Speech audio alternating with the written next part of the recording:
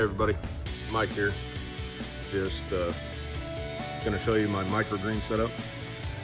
This is the first real production of the microgreens. Me and my dad built this corner for microgreens about a month ago. And like I said, I planted these ones about 3 days ago and uncovered 6 so far, and I got another 15 or so to uncover. But I think I'm gonna wait one more day on those. This is the microgreen setup.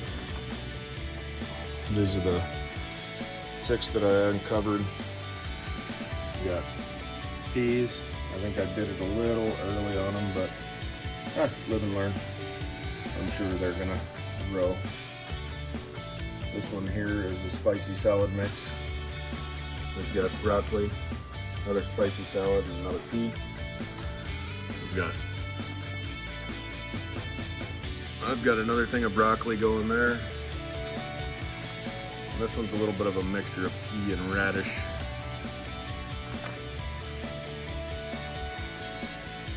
These are the spicy. This is just a regular salad mix. And then these down here are more radishes. So, built this in my shop. Sorry, that's a mess. But put on plastic backing on mold resistant drywall.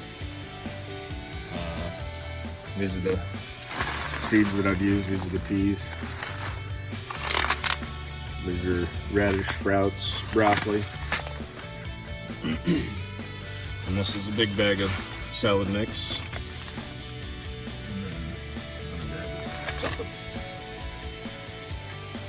So that's the setup. All the lights got from Amazon, full spectrum lighting.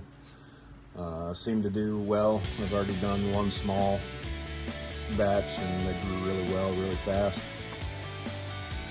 All the trays were from Amazon.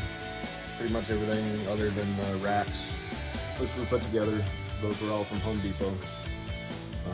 Keeping it right about 66 to 68 degrees in here, which is a little bit hard in Alaska.